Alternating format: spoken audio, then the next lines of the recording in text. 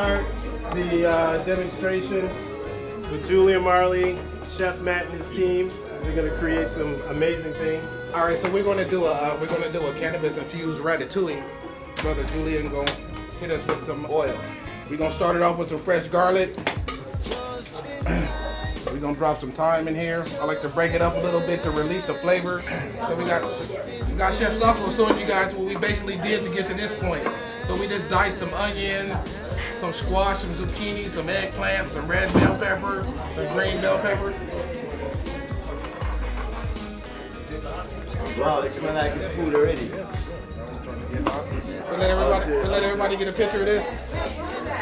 Basil. Fresh basil. In times of desperation.